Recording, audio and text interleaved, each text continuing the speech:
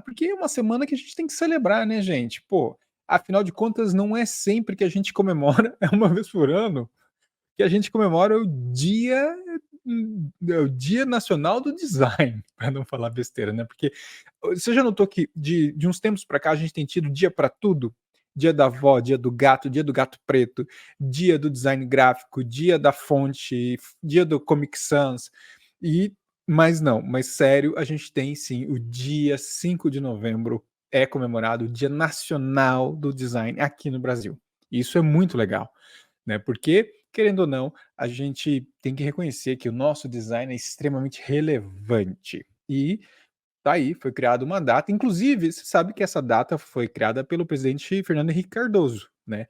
E por que que você pode me perguntar, por que 5 de novembro, Rodrigo? Porque foi uma homenagem ao aniversário do Aloísio Magalhães, que é um dos maiores designers brasileiros.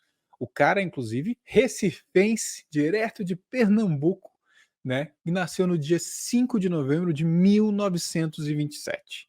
Isso é muito legal porque mostra essa relevância. E várias empresas, vários movimentos agora se juntam, né, durante essa semana para fazer eventos, discussões, celebrações em relação à disciplina de design como um todo. Eu vi no LinkedIn, né? Tá, a Vivo, com a equipe, está fazendo lá um dia especial de design, se não me engano, foi hoje. O Itaú sempre faz um movimento. E na empresa de vocês? A minha galera, lá da turma da minha empresa, a gente falou que a gente vai, sexta-feira, a gente vai juntar para falar coisas, inclusive fazer um recap do UXConf, aproveitando todo esse movimento. Já que parte do time participou do UXConf, a gente vai celebrar nosso 5 de novembro assim. Você conhece ou já ouviu a história do Aloísio Magalhães? Você já sabe? Porque ele tem algumas curiosidades que eu acho bem legais compartilhar com vocês aqui, né? Porque para mim ele foi, assim como ele é um ícone do design gráfico brasileiro, você sabia que ele é uma pessoa que migrou de área?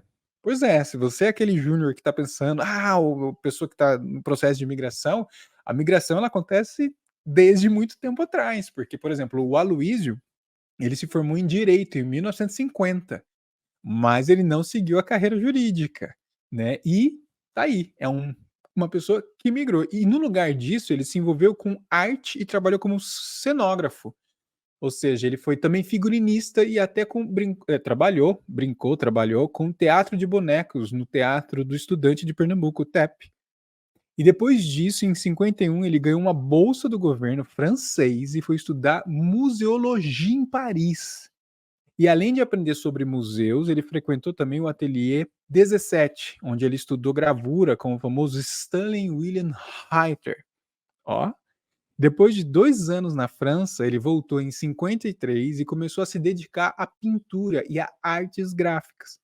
E aí ele juntou alguns parceiros e fundou a Gráfico Amador em 54, que foi uma espécie de ateliê gráfico e editora. Aí eles publicavam textos literários em edições artesanais, principalmente poesia. E aí nesse período ele teve a oportunidade de trabalhar com figuras pouco conhecidas, né, como Ariano Suassuna e João Cabral de Melo Neto. E aí a Gráfico Amador, a empresa dele, teve um impacto muito forte na história do design gráfico no Brasil.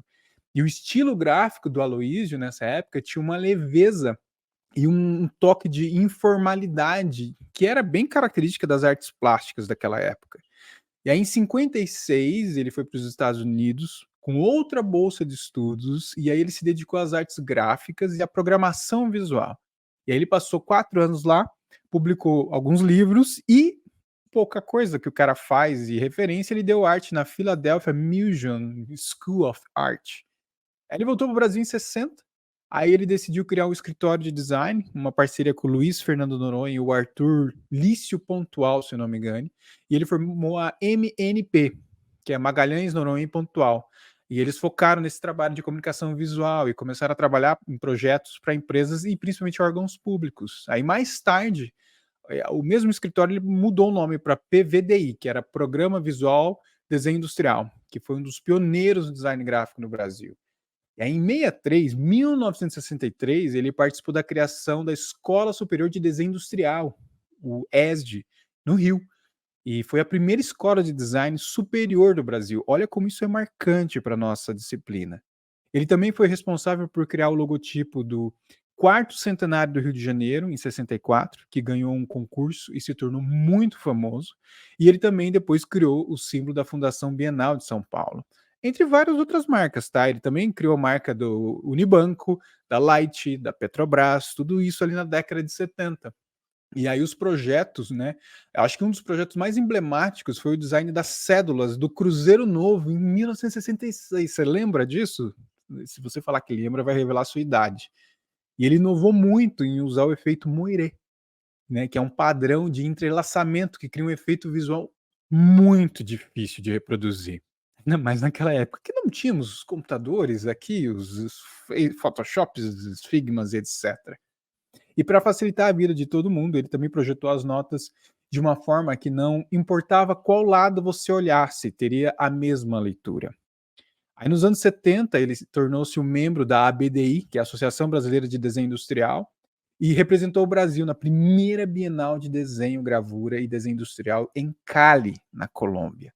Ele também coordenou projetos culturais e foi membro do Conselho de Cultura do Distrito Federal. Isso foi lá em 75, 80. Eu já tinha nascido nessa época, mas uma das suas grandes ações mais importantes foi o IFAM, o Instituto do Patrimônio Histórico e Artístico Nacional, onde ele atuou como diretor. Também foi nomeado secretário de Cultura do Ministério da Educação e Cultura em 79. Eu já tinha 1 ano de idade aí. E aí ele também trabalhou em preservar o patrimônio brasileiro e fundou a Fundação Nacional Pró Memória. E ele faleceu em 1982, né, que aí teve uma questão de derrame cerebral enquanto ele tomava posse como presidente da reunião dos ministros da cultura dos países latinos na Itália. E aí, como homenagem, a Galeria Metropolitana de Arte de Recife passou a se chamar Galeria Metropolitana de Arte Aloísio Magalhães. Isso aconteceu em 1982.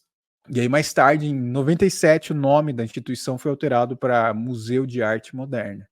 Mas é bem legal trazer, né, um pouco dessa história para a gente, inclusive, entender a trajetória desse profissional, que obviamente aqui foi muito rápido, dá para a gente, né, mergulhar um pouquinho mais em livros e entender, porque tem muito material, inclusive, para a gente conhecer sobre a história de um ícone do design brasileiro e que tem a data do 5 de novembro como essa referência. Tá aí um pouco de história para você saber sobre nosso símbolo do Dia do Design. Sabia disso? Você já leu alguma coisa do Aloysio? Já viu alguma coisa do Aloysio, a não ser a exceção dos logotipos que eu comentei aqui, né? O que está rolando no chat aqui? Vamos ver. Ó, inclusive tem, ó, dica de livro, Encontros, Aloysio Magalhães. É um excelente livro. Olha, muito massa, cara.